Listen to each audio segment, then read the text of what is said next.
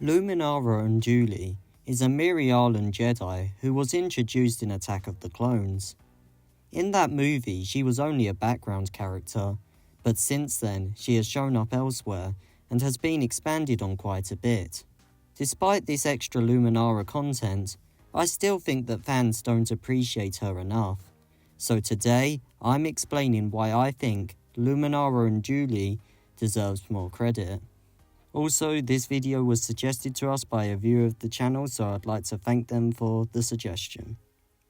First, I'd like to discuss how Luminara, in her time as a Jedi, had at least 2 Padawans. This is important as taking on the task of raising a Padawan wasn't a small job. It was a great responsibility. One of these Padawans was Barriss Offee, and while we know that this didn't end well, with Barriss turning to the dark side, I'd say that there's no denying that Barriss was a very capable Jedi. One key example of this is Barriss memorizing all 200 junctions of the route through a labyrinth on Geonosis in the second battle of Geonosis. Aside from this, Luminara trained another Padawan, who is currently unknown but we know exists because of the magazine issue Star Wars Helmets Collection 60. Training 2 Padawans was a deep commitment, and shows that Luminara cared for the future generations of Jedi. This is an amazing way for a Jedi to be, serving as evidence to why she deserves more respect. Next, I'm looking at her role as a Master. I won't go into much detail here, because the point is quite clear, and not very unique to her character. To put it simply, becoming a Jedi Master wasn't easy, and involved the Grand Master themselves deciding that you're worthy of the position. Therefore, anyone with the role must be a very good Jedi. This is definitely important to consider when looking at Luminara. Now, I'd like to discuss Luminara's mentoring of young Jedi. According to the reference book, Star Wars The Galactic Explorer's Guide, Luminara served as a mentor to both Ahsoka Tano and Caleb Dume. That's 2 Jedi who aren't even her Padawan, who she devoted time to and assisted. This really is selfless of her. Additionally, Caleb Dume clearly held her in high regard, as when he grew up and took on Ezra Bridger, he referred to her as brave, compassionate, and disciplined. This selflessness from Luminara and praise from Dume shows that Luminara is deserving of more appreciation from Star Wars fans. Next, I'd like to mention Luminara's involvement in the Battle of Geonosis. The Battle of Geonosis was deadly. Over 200 Jedi were sent to Geonosis, and it appears that most of them died. This means that those who survived must have been quite powerful to have been able to survive the fighting, supporting the idea that we should give Luminara more credit. Now, I'm looking at Luminara's fighting ability against lightsaber-wielding opponents. First, there's General Grievous. According to the reference booklet, Mace Windu and other Force users, early in the Clone Wars, Luminara fought Grievous on Nadim. We don't know anything about the fight itself, but the fact that she survived and continued fighting through the war lends itself to the idea that she's a skilled warrior. As well as this, in the Clone Wars, Luminara fought Ventress many times. The first time we saw in the Clone Wars TV show.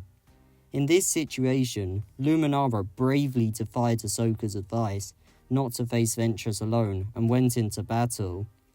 Ventress cleverly impaired Luminara's vision early in the fight with some hot smoke, but Luminara still fought effectively, keeping up with Ventress for most of the battle. Ventress did end up getting the upper hand, leading to Ahsoka having to save Luminara, but we can't ignore the ability displayed until that point. Unduli later battled with Ventress many more times in the war, and obviously survived every encounter. This clearly shows that Luminara was great in combat, as she was able to fight with Jedi killers and survive many times. Additionally, I'd like to mention that when Luminara was saved by Ahsoka, she was humble enough to realise her mistake in going alone, and it seems she learned from this in her second encounter with Ventress. This time she fought alongside Ayla Secura, and the pair of them managed to defeat Ventress and collapse an ice cave on her. Next, I'd like to discuss Luminara's high level of control over her emotions. So, Jedi are very much supposed to have great self-control, as this serves as a preventative measure against falling to the dark side. The story of Anakin shows just how important this is through the heavy consequences. In the second battle of Geonosis, Luminara proved herself in this aspect of being a Jedi. As Luminara, her Padawan Barriss Offee, Anakin, and Ahsoka attempted to destroy a droid factory, Barriss and Ahsoka used a tank to blow up the factory, trapping them under the rubble. At this point, it appeared from the outside that the two Jedi Padawans were dead or dying.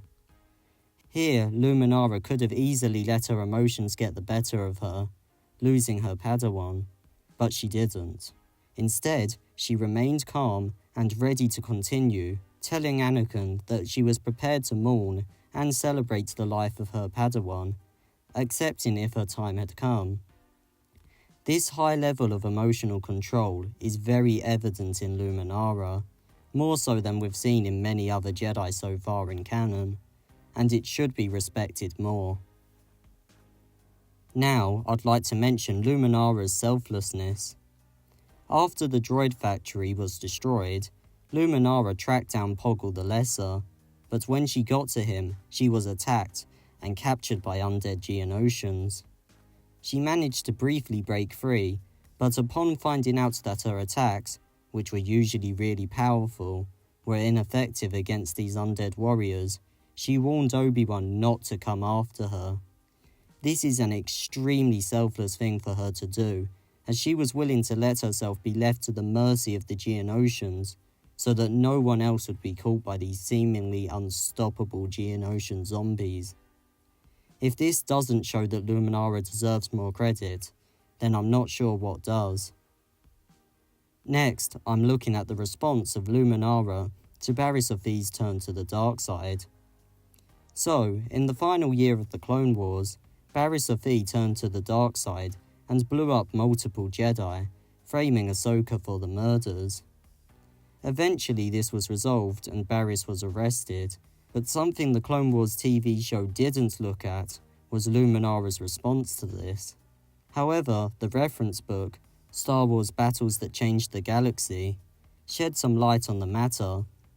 After hearing what Barriss had done, Luminara was shaken, but she continued serving the Order through this, searching for solace through focusing on the city of Kachiro on Kashyyyk, repairing damages and preparing defences.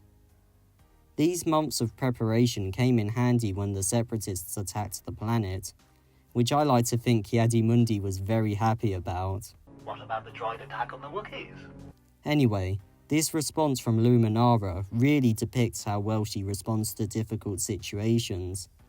Instead of backing down and letting it get the better of her, Luminara finds a way to continue serving the Order and making a difference, and I think this level of commitment should be appreciated. Finally, I'm looking beyond Luminara's death. You see, while Luminara was long dead, she still had a positive effect on the galaxy.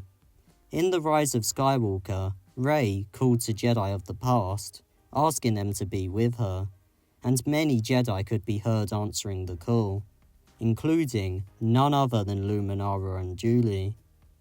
In this scene, Luminara could be heard saying, "In the night, find the light, Rey." In the night, find the light, Rey. This line is very encouraging, pushing Rey to keep going when everything feels dark. I think this advice is so fitting for Luminara's character, with how good she was at defying the dark situations facing her in order to serve the light. And it's good to see that beyond death, she was being a positive influence through this mindset. Anyway, that's all for today. I hope you respect Luminara at least a little bit more now, and we hope to see you later at Volt Holocron.